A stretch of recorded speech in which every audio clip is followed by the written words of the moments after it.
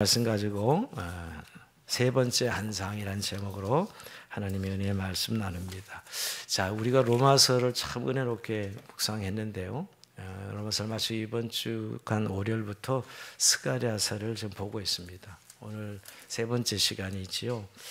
이 스가랴서를 좀 보면서 참 주제는 이스라엘 회복의 메시지거든요. 이스라엘 하나님께서 다시 내가 너희 돌아가겠다 하면서 회복의 메시지, 임재의 메시지인데 정말 오늘 우리 시대, 오늘 우리 교회 공동체, 우리의 심령을 볼 때 정말 이 말씀을 주신 이유가 있구나. 그래서 매일 이 말씀 묵상 기도하면서 더 마음 가운데 참 뜨거워집니다. 오늘 이 밤에도 이 이스라엘 향한 회복이 결국 오늘 우리 시대에 저와 여러분을 향한 하나님의 회복의 메시지로 듣고 주의 은혜가 충만히 임할 줄로 믿습니다.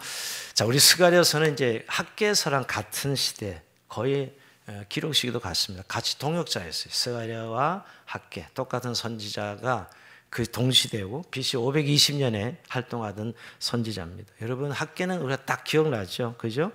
산하에 가서 나무를 베다 성전을 건축하라, 성전을 지으라는 아주 강력한 명령을 하여 주셨죠. 그 이유는 이스라엘 백성들이 이제 포로로 70년 살다가 드디어 돌아왔습니다. 이제 회복이 된 거죠. 근데 돌아와서 성전을 바로 짓기 시작했는데 짓다가 성전이 중단됩니다. 성전 짓다가 너무 힘드니까 중단이 돼요. 이들이 그러면서 막 마음에 낙심이 찾아옵니다.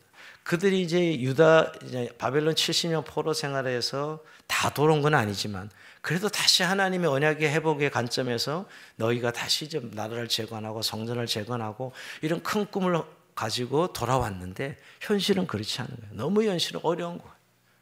그래서 이들이 성전 짓다가 낙심이 찾아와서 왜? 자기 살 집도 아직 마련이 안 됐거든요. 근데 성전 짓다가 자기 살 집이 이제 생각이 나서 살 집 지으면서 이들이 다시 낙심하는 그런 시간대에 하나님이 스가랴서와 학개를 보내서 학개에게는 외형적인 회복을 위해서 야, 너희가 먼저 성전을 지어야지, 우선순위에 대해서 다시 한번 선포하는 것입니다. 그리고 스가랴서는 내면적인 회복을 위해서 선포하는 말씀이에요. 그러니까 짝입니다. 사실 학개서와 스가랴서는 똑같은 동시대 인물이고 똑같은 시대 활동을 했고, 학개가 외적인 성전 건축에 대한 말씀을 전했다면 오늘 스가랴서는 내면적인 회복을 위해서 말씀을 전했습니다. 그래서 이 스가랴서는 굉장히 비전적이고요, 상징적이고 종말론적이에요.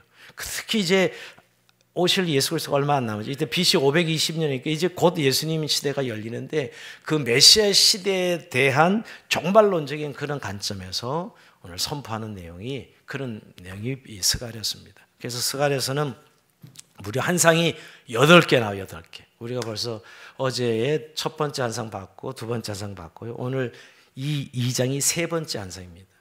이 구절을 좀 보면 스가랴서 1장 1절에서 6절까지가 서론인데 한마디로 내게로 돌아와라 이거였어요. 서론은 이거예요.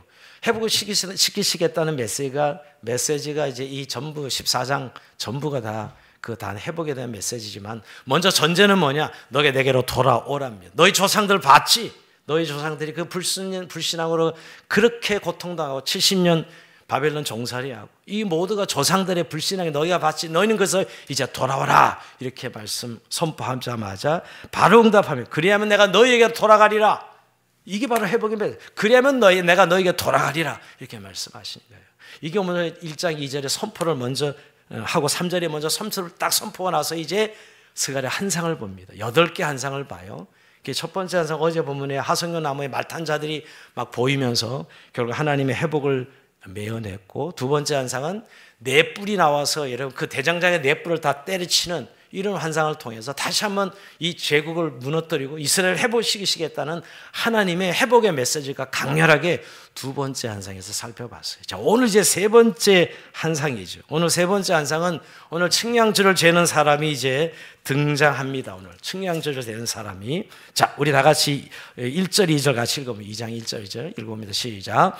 내가 또 눈을 들어본 즉 한 사람의 측량줄을 그의 손에 잡았기로 내가 어디로 가느냐 물은즉 그가 내게 대답하여 예루살렘을 측량하여 그 너비와 길이를 보고자 하노라 하고 말할 때. 자, 여기 오늘 먼저 첫 번째 환상은 측량줄을 들고 예루살렘을 재려고 합니다. 자, 측량줄을 예루살렘을 재요. 이거 왜 재는 거예요? 성곽을 다시 세우려고 다 무너졌잖아요, 여러분. 여러분, 바벨론에서 완전히 이스라엘은 다 부서지고 망가졌었거든요. 근데 다시 돌아와서 지금 성전을 재건하고 있는데 이들이 지금 지지부진하고 있어. 근데 하나님의 환상 중에 측량주를 재는 사람, 그래서 예루살렘의 너비와 길이를 재려고 하는 사람이 나타나는 그 환상 중에 보는 것이죠. 여러분, 측량줄, 다림줄이라고 옛날에 번역했죠. 측량줄은 성읍의 경계를 재는 도구입니다. 왜 측량하는 거예요? 다시 예루살렘 성곽을 세우려고. 여러분, 바벨론에서 돌아온 예루살렘은 작고 초라했지만 하나님은 이제 새롭고 더 큰 회복을 계획하고 계시는 것이에요. 그러니까 오늘 사실은 이 스갈에서는 모든 환상이 하나님의 회복에 대한 강력한 의지를 그림으로 보여주는 거예요. 믿으라고. 안 믿으니까. 여러분, 우리가 예수 믿는 것 같아도 예수 안 믿을 때 많아요. 여러분, 그냥 말로만 아멘 하고 이제 실제는 믿지 않고, 왜? 내 마음 상태를 보면 알잖아요. 여전히 낙심이 있고, 여전히 내 안에 슬픔이 있고, 내 안에 여전히 무너짐이 있는데, 입으로는 아멘 하고 있지만 실제로는 믿지 않고 아멘 하는데, 오늘 이래서 하나님이 환상을 한 개도 아니고 8개씩이나 보이면서 이렇게 내가 회복시켜 주시겠다고 말씀하고 있는 것이지요. 다시 세우겠다. 측량줄을 들고 내가 다시 세우겠다 이 합니다. 근데 여러분, 좀 그러면 성곽을 높이 쌓고 크게 쌓아야 될 것 같잖아요. 그렇지 않다는 거. 오늘 분명히 성곽을 다시 세우겠다고 측량줄을 들이댄, 측량줄을 잡은 사람이 나타났는데 오히려 성곽이 없는 성읍을 만들겠다라고 말씀합니다. 이게 무슨 뜻이죠? 자, 3절 4절 같이 읽어봅니다. 시작. 내게 말하는 천사가 나가고 다른 천사가 나와서 그를 맞으며 이르되 너는 달려가서 그 손에게 말하 이르기를 예루살렘은 그 가운데 사람과 가축이 많으므로 성곽 없는 성읍이 될 것이라 하라. 아멘. 성곽 없는 성읍이 될 것이라. 여러분, 분명히 다림줄, 측량줄 와서 제일 어려운데 그러면 멋있게 크게 건축할 것 같은데 오히려 성곽 없는 성읍이 될 것이다 이렇게 말씀하고 있습니다. 이게 무슨 말씀이에요, 여러분? 이제 예루살렘은 앞으로 수많은 가축과 이 사람들이 있기에 너무너무 엄청나기 때문에 그 좁은 예루살렘으로서는 불가능해. 성곽을 쌓아서 그건 불가능해요. 여러분, 옛날 구도시는, 옛날 고대 도시는 다 성곽을 쌓아서 그 안에 안전하게 보호를 받는 그게 성곽이죠. 그래서 여러분, 성곽이 없는 그런 도시는 없어요, 사실은. 예루살렘도 마찬가지입니다.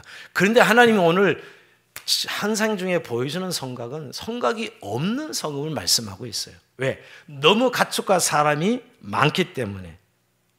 그래서 사실 어떻게 보면 측량할 필요가 없는 성읍이에요. 성곽이에요. 측량할 필요가 없는 거죠. 즉 성벽이 없는 성읍을 만들겠다 하는 것이죠. 여러분, 성벽은 안전의 상징입니다. 근데 왜 성곽이 없는 성벽을 만들겠다 하시는 거예요? 하나님이 성벽이 되어주겠다는 거예요. 할렐루야. 여러분, 성벽을 분명히 오늘 측량주에서 우리 기대하기는 야, 더 큰 건물을 짓나 보는데 아니, 질 필요 없어. 내가 친히 성벽이 되어주겠다라고 말씀하는 거예요. 여러분, 외국에 가면 넓은 집, 진짜 넓은 집은요 울타리 없습니다. 그냥 초지에 집만 있어. 그 집이 다 그 넓은 땅들이 다 그 집 마당이야. 그런 집 한번 안 가보셨나 보네요. 너무 집이 넓어서 그 집 다 그 집 땅인데 경계가 필요 없는 거죠. 울타리가 필요 없어. 그 너무 멀기 때문에. 오늘 뭘 말씀하면 예루살렘 성벽 이제 안 만들겠다는 거예요.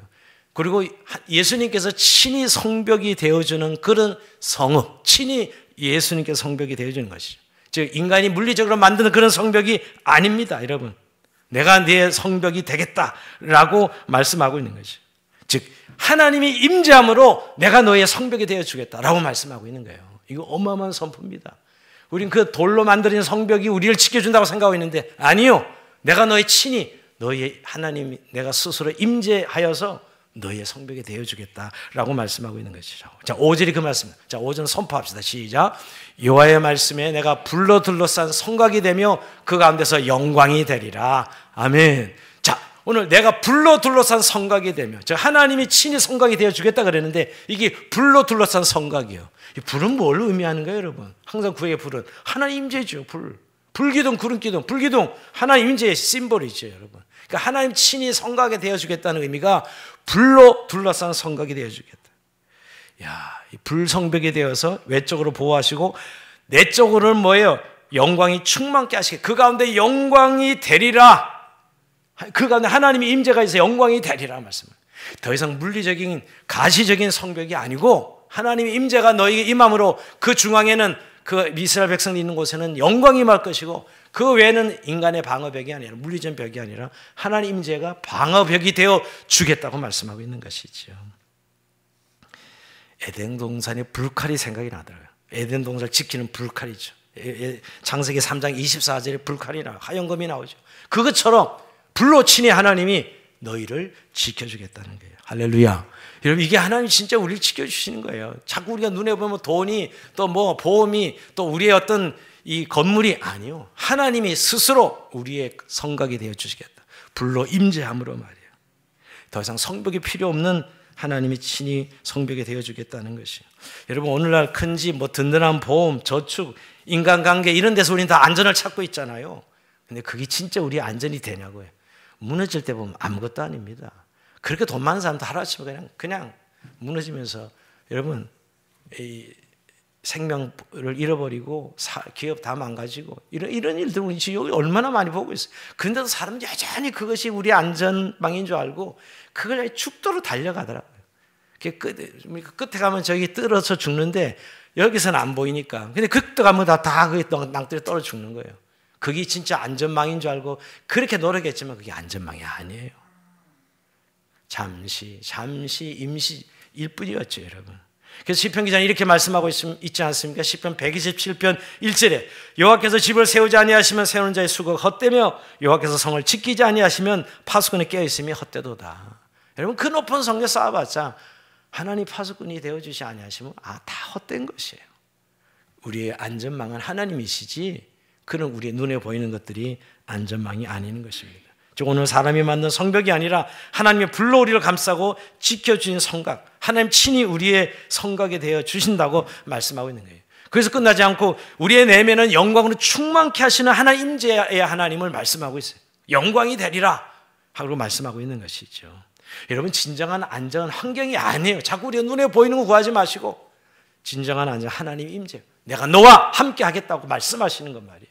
이게 진짜 우리의 안전망이죠. 이게 이제 믿음이 없어서 우리가 이 부분을 늘 눈에 보이는 현실의 안정망만 추구하고 있는 거예요. 그리고 하나님 앞에 눈에 보이는 안정만 해달라고 매일 그 기도하는 그 기도가 하나님 과연 들으실까?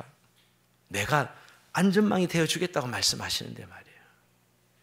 그러면서 여러분 오늘 6절 7절에 이제 바벨론에서 나오라고 명령합니다. 자, 6절 7절 같이 읽어봅니다. 시작. 오라 너희는 북방 땅에서 도피할지어다 여호와의 말씀이니라. 이는 내가 너희를 하늘 사망의 바람같이 흩어지게 하였음이니라.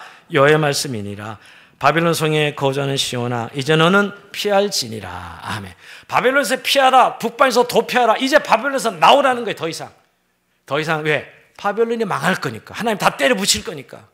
이때까지는 그 제국의 몽둥이를 쓰셨어요. 어제 우리 본문에도 그 몽둥이를 썼는데 몽둥이가 좀 더 요만큼만 혼내라 그랬는데 이만큼 혼내가지고 오히려 하나님 진노하시죠. 이 제국들, 뿔 제국들, 애국, 바벨론, 페르시아 이런 제국들을 하나님이 진노할 이게 다 때려 부실 거라는 거예요.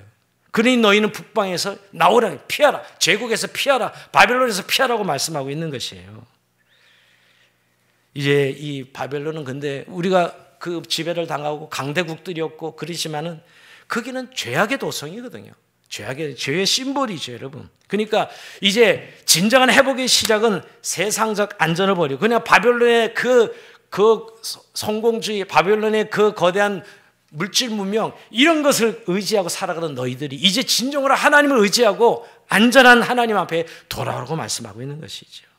근데 참 우리의 본성은 여러분, 저도 늘 이 싸움, 우리 안에는 보이는 것, 그것이 내 안전망인 줄 알고 또 내가 기준한 내 어떤 감정과 생각들이 늘 있어요. 여러분 여기서 빨리 빠져나와야 돼요. 하나님의 말씀으로 빠져나와야 된다고요.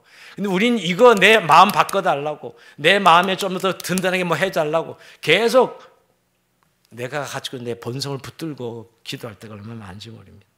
오늘 이렇게 돌아오라는 말, 오늘 시작할 때 내게로 돌아와라 라고 말씀하시죠. 그러면 내가 너희로 돌아가리라. 이거 굉장히 상징적인 의미예요. 하나님이 있는 것이 회복인 거예요. 하나님 있는 것이 바벨론이 아니고 예루살렘도 아니고 사실 하나님 있는 것이 회복이지. 그래서 오늘 북방에서 빠져나오라고 말씀하고 있는 거예요. 이것이 오늘 그들이 회복했을 때 가장 중요하게 들어야 될 말씀이죠. 바빌론에서 이제 나오라고 말씀하고 있는 것이 이런 것이에요. 오늘 우리가 사는 바빌론의 가장 심볼이 뭐예요? 돈이죠. 돈 없으면 그냥 우린 지금 못 살죠, 여러분. 사실 돈 없으면 못 살아요.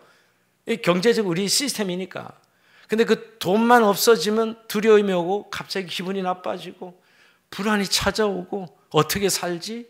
늘 하나님 먹이시고 입히시고 여기까지 왔는데도 불구하고 사실은 계속 근심 걱정하죠.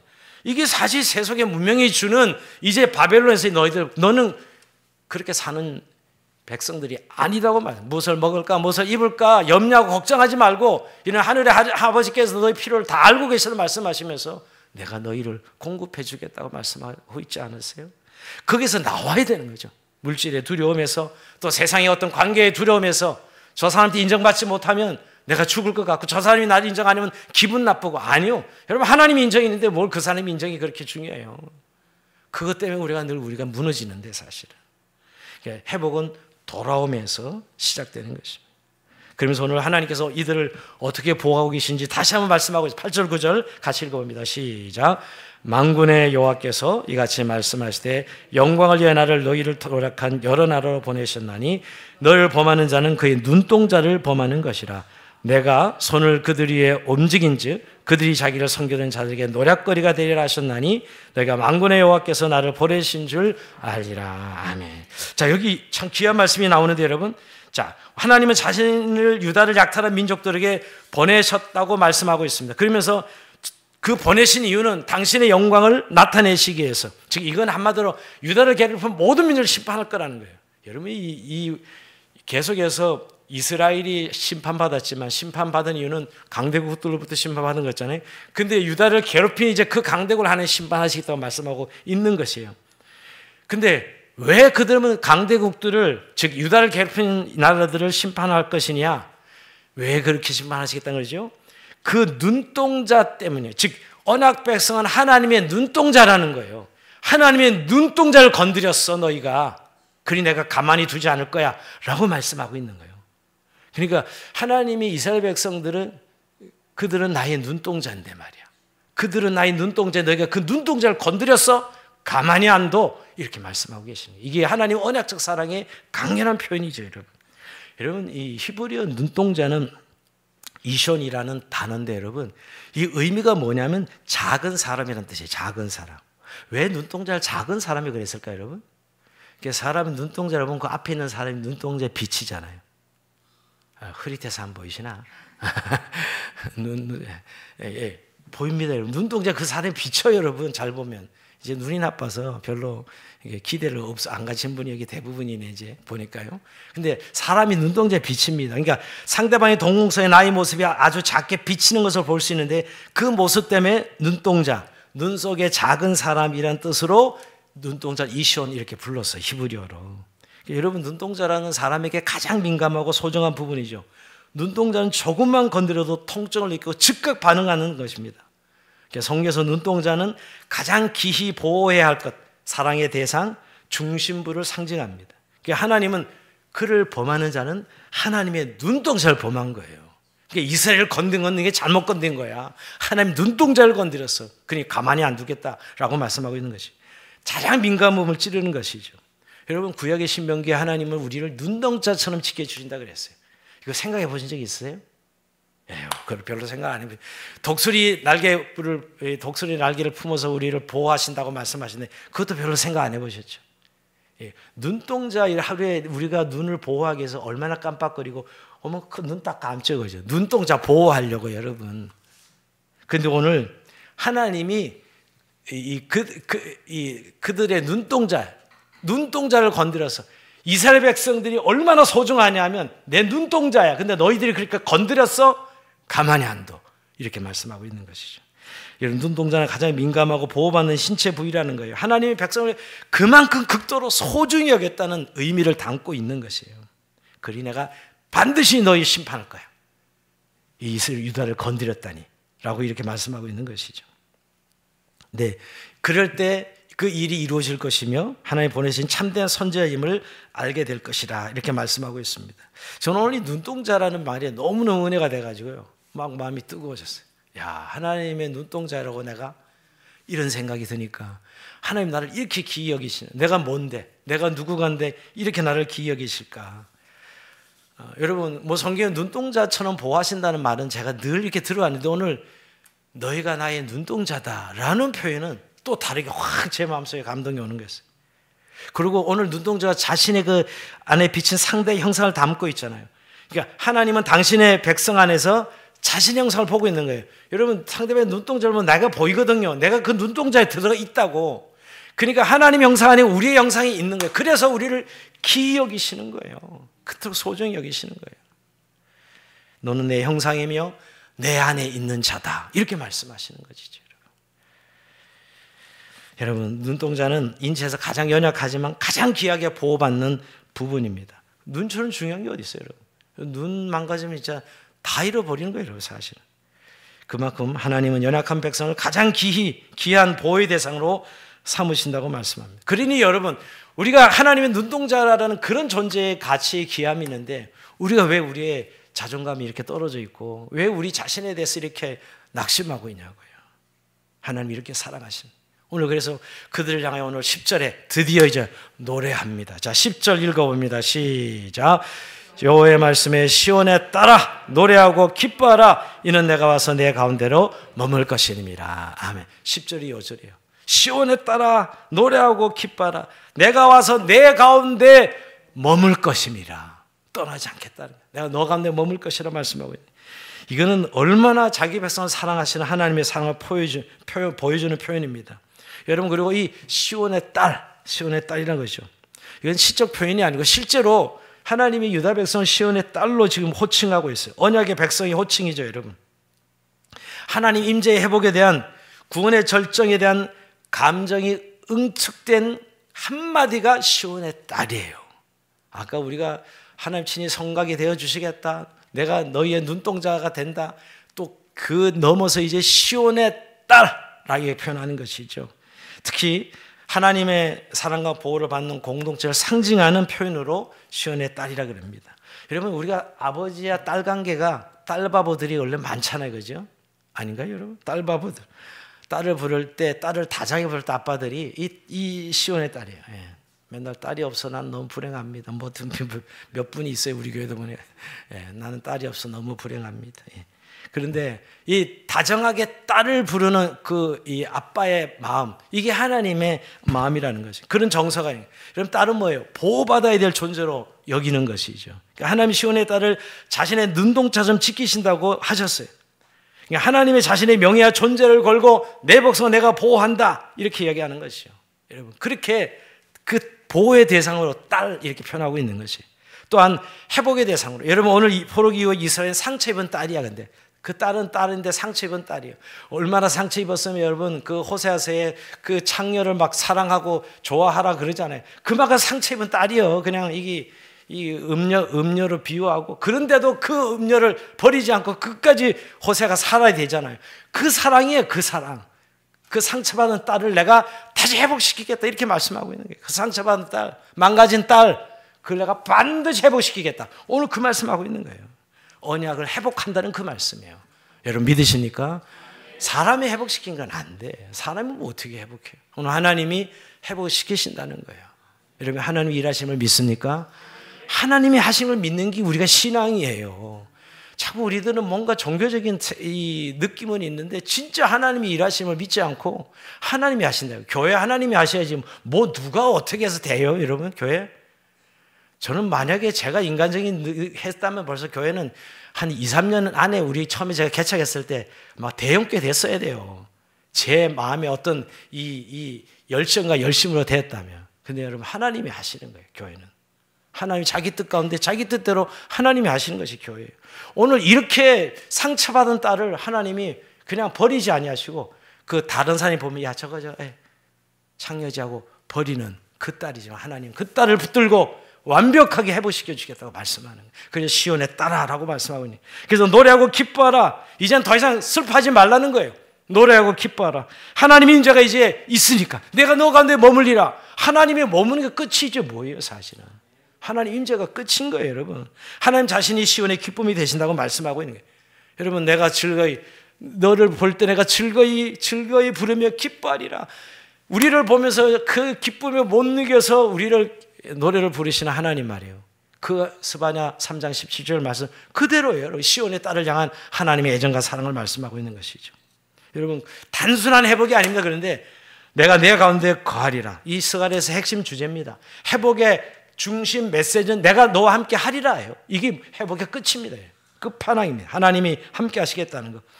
그리고 그날에는 많은 나라가 여호와께 속하여 내 백성이 될 것이다. 이게 이제 단순히 이스라엘의 회복으로 끝나지 않고 메시아가 도래하면서 하나님 나라의 이 도래를 설명하고 있는 거예요. 이 스가랴서는요 하나님의 나라로 예수 그리스도의 도래와 메시아가 오고 이제 싹이란 단어가 나오고 이런 것이죠. 힘으로도 아니고 능으로 되지 않고 오직 내 힘으로 하나님의 신으로 되느니라. 이런 시대가 이제 온다는 거예요. 내가 너와 너희 함께하는 그런 시대를 말씀하고 있는 것이죠. 이거는 아브라함과 맺은 언약이죠. 아브라함과 맺은 언약이 성취되는 것이고요. 또 메시아 시대에 이루어지는 것입니다. 여러분 우리가 하나님이 함께 하신다는 표현이 사실은 우리 안에 어떤 정적인 요소로만 남아있는 분들이 많은 것 같아요. 우리가 하나님이 우리 안에 거하시는 지적인 영역 속에서 또 정적인 어떤 정적인 기쁨의 어떤 표현 속에서 그리고 의지적으로 내 인생 속에 정말 실제적으로 임하여서 일하시는 하나님, 정말 하나님이 일하시네, 하나님이 우리 안에서 행하시네 라고 고백하는 이 부분까지 우리가 우리 안에 믿어지고 그 실제가 느껴질 때 오늘 하나님이 거하심이라고 표현할 수 있는 것이죠. 여러분 근데 오늘 정말 내가 너희 함께 하겠다라고 말씀하는 이 말씀 안에서 우리가 지금 우리는 그 은혜를 정말 누리고 있는가 하는 것이에요. 여러분 지금 아직 성벽은 완성되지 않았고요. 주변 민족이 막 위협하고 있고요. 막 성벽 지내도 옆에서 난리 쳐가지고 죽이겠다 그러고 이런 두려움이 있는 거예요 지금. 그런데 하나님은 보이는 성벽 대신에 불로 된 성벽이 되어주시다고 약속하시고 그리고 모든 위협으로부터 지켜주시겠다고 말씀하고 있는 것이죠. 그 가운데 영광이 되리라고 말씀하고 있는 거예요. 이걸 정말 내가 믿느냐 하는 것이에요. 근데 사실 이 믿음이 없는 거예요. 없기에 한 상을 8개나 말씀하고 있는 거죠. 이 믿음이 없으니까 여러분. 이들은 늘 현실만 보고 있는 거죠. 현실 속에서 뭔가 되어지는 일로만 이들은 하나님의 회복을 보고 있는데 오늘 먼저 약속을 통해서 하나님은 말씀하시고 이 현실 속에 하나님 되심으로 인하여 회복되는 말씀을 주고 계시는 것입니다.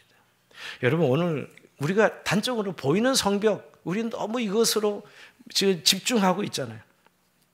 돈이나 보험이나 인간관계나 우리의 명예나 뭐 SNS 연합력이나 근데 이런 것들이 영원한 거 봤습니까? 늘 무너지잖아요 사실은. 쉽게 무너지고 그때만 우리 마음의 불안을 느낍니다. 근데 여러분 하나님은 이제 그렇게 눈에 보이는 것 때문에 때로는 안전을 누렸다가 없어지면 막 불안 떨고 이러지 말라는 거예요.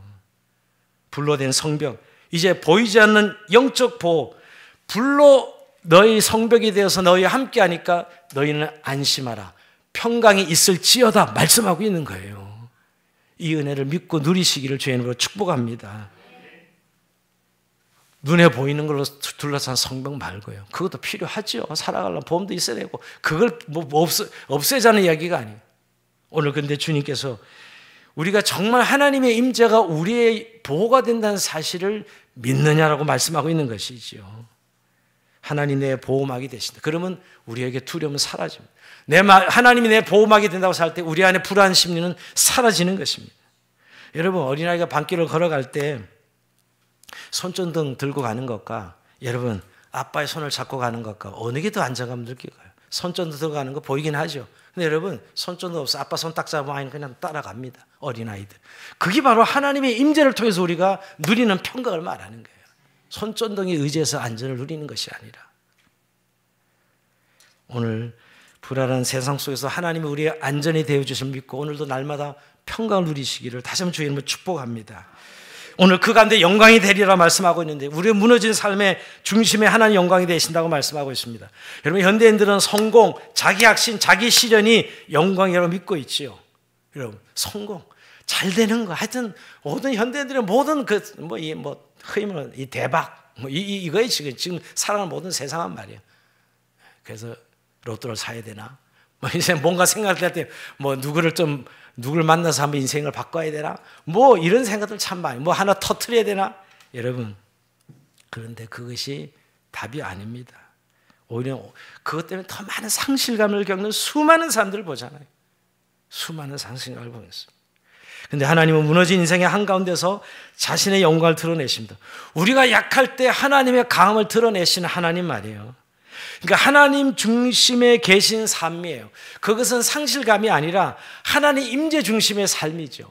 여러분, 이 의미, 저는 우리 월요일날 유재동 선교사님이 자기 암 걸리는 간증하시는데 정말 은혜가 되었어요.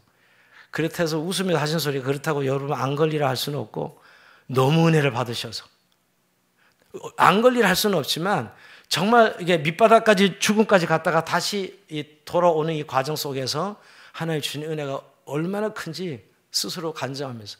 근데 맞습니다. 우리가 바닥을 쳐야 하나님의 계심을 진짜 믿음에서는 그때 하나님 살아계심을 믿어요. 바닥까지 안 가면 여전히 내가 좀 돈 있는 거, 통장 있는 거 그거 끝까지 의지하고요. 보니까 내가 뭔가 사람 의지할 수 있는 그 사람 끝까지 의지하고 있어. 그거 다 깨트려서 없어져 보면 이제 밑바닥 딱 가면 그때 하나님밖에 없다는 사실. 근데 진짜 하나님 내 안전망이네. 바로 이 간증이었어요. 암 걸려서 그냥 죽다가 살아나셨는데 이틀 동안 이러다 가겠다 이렇게 생각했는데 수술하고 이틀 동안 너무너무 힘들었다 그러시더라고요. 그런데 결국은 그 과정 속에서 하나님이 주신 은혜가 정말 하나님은 나를 사랑하시는 분이고 나를 지켜주시는 분이고 나의 안전이 되시는 분의 사실을 고백하는 그 고백을 들으면서 맞습니다. 우리가 정말 이 세상 것이 나의 안전망이 되는 게 아니구나 하는 사실을 정말 절실히 깨달을 때 하나님 그분이 내 안전망이구나 하는 사실을 깨달아지는 것이죠. 여러분, 우리 중심에 뭐가 있을까요? 정말 하나님이 계십니까? 하나님 임재가 우리의 중심에 있냐고요? 아니면 여전히 물질적인 거, 우리의 세상적인 어떤 기준과 가치가 뭔가 이것만 있으면 내가 좀 잘 살 것 같고 뭔가 있으면 편할 것 같고 여러분, 그 신기로 잡는 거예요. 늘 좀 왔다 갔다 하는, 그래서 좀 약간 현실적으로 좋을 때는 그런 것 같고 하나님 날 은혜 주신 그런 대로 또 없으면 또 그때는 막 절망하고 그게 아니고요. 오늘 하나님께서 주시는 말은 하나님의 임재가 있으면 늘 내 영광을 보리라. 할렐루야. 고난 중에도 영광을 보리라. 사실 고난이면 더 큰 영광을 보죠, 사실은. 왜? 하나님 살아계심이 더 분명해지니까. 그런 고난이 와봐야 진짜 하나님 살아계심을 느끼죠. 그 어떻게 보면 고난 당한 사람들이 은혜가 충만한 사람들이에요. 고난이 없는 사람은 좀 편하게 살지만 실제로 하나님이 살아계심을 그렇게 체험하지 못합니다. 인간이라는 게 원래 그러거든요. 기대할께서 그거 붙들고 늘어지지 절대 하나님 의지하지 않아요. 왜? 자기가 하나님인 걸 결국 모두 우상의 투영은 자기의 투영이에요. 자기가 원하는 것 투영이 우상이에요, 여러분. 그 하나님 믿는 것 같지만 원하는 것들이 그게 우상이라고요, 여러분. 진짜 근데 그런 게 다 부수고 깨져봐야 진짜 살아계신 하나님이 나의 주님이시구나. 그때 깨닫는 거죠. 밑바닥 가정에서 가보는 사람들이 하나님을 살아계심을 체험하는 거예요. 오늘 그럴 때 진정한 내가 너 가운데 머물리라 라고 정말 모든 안전과 모든 완성은 하나님의 영광이 너 안에 가득 찰 때 오늘 네 모든 것이 안전할 것이다 말씀하고 있는 것이죠. 말씀을 마무리합니다, 여러분. 오늘 이 예루살렘 성곽이 없는, 즉 예루살렘에 성곽이 없는데 가축과 사람이 많은 그러면서 하나님의 임재가 있고 영광이 있고 노래하고 찬양하는 것, 이게 하나님의 나라를 그리고 있는 겁니다. 여기 예수님께서 이 땅에 도래하시고 이제 예수님이 이 땅에 오셔서 우리를 십자가로 구원하시고 하나님 나라가 왔다 도래했다는 이 선포를 말씀하고 있는 것이죠. 여러분, 그게 오늘 교회거든요. 여러분, 신약시대 그게 교회예요, 여러분. 근데 정말 저는 오늘도 그 하루 종일 묵상이 뭐냐면 주영한 교회가 하나님 나라인가.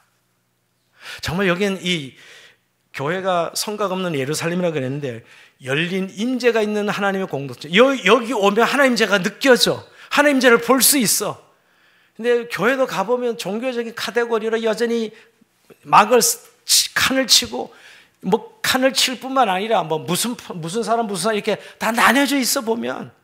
그래서 힘 자랑하고 말이에요. 잘난 거 자랑하고. 그게 무슨 교회예요. 세상과 종교적인 커플만 입혔지 똑같아. 그게 무슨 교회예요. 하나님 나라가. 하나님 나라는 의와 희락과 평강이 있는 하나님의 임재가 있고 그 영광을 볼 수 있는 것이 하나님의 나라죠. 정말 하나님을 의지해서 이 현실에 어떤 어려움도 우리에게 그것이 우리를 무너뜨릴 수 없는. 하나님 임재가 우리의 모든 안전망인데 여러분, 우리의 모든 근원이 하나님의 평강이고 하나님의 임재인데 우리가 뭘 두려워하고 뭘 우리가 안타까워해야 되냐고. 오늘도 다시 한번 하나님, 우리의 심령에 먼저 이 하나님의 나라가 오늘 이 성과 없는 성벽으로 불로 임재해 주는 것이 우리 안에 이루어져서 평강과 안전을 누리는 삶이 되게 하시고, 우리 조용한 공동체 가운데 주님 정말 더 이상 사랑은 두려움이 없다 그랬는데 여러분, 우리가 하나님 나라의 특성은 사랑이거든요. 하나님의 공의와 사랑 아닙니까? 그 사랑은 모든 두려움을 떨쳐버리게 하죠. 모든 두려움을 떨쳐. 그리고 모든 율법의 완성은 사랑이에요. 사랑. 결국 조용한 공동체가 하나님의 나라를 할 수 있는 것은 사랑이죠. 그런 사랑으로 충만해지는 그 이유는 하나님이 교회에 임재하시기 때문이죠. 오늘도 나의 삶의 성벽은 지금 무너졌다면 감사하십시오. 그게 무너져야 됩니다. 여전히 인간적으로 성벽을 지키려 하지 말고요. 내가 너의 성벽이 되리라. 오늘 이 주님께서 불성벽이 되어주시다는 말씀을 붙들고 우리의 가정, 우리의 교회, 우리의 자신을 하나님께 감싸줄 믿고 오늘도 순종하며 나갔습니다. 오늘도 하나님께서 이 일을 이루신다고 분명히 말씀하셨는데, 내가 너희 눈동자가 되어 보호해 주시겠다고, 내가 너희 거해 너의 성전이 되어 주시겠다고 하나님 친히 임재 이 회복의 역사가 여러분 심령과 우리 교회 공동체 가운데, 우리의 가정 가운데 있기를 주의 이름으로 축원드립니다. 자, 우리 찬송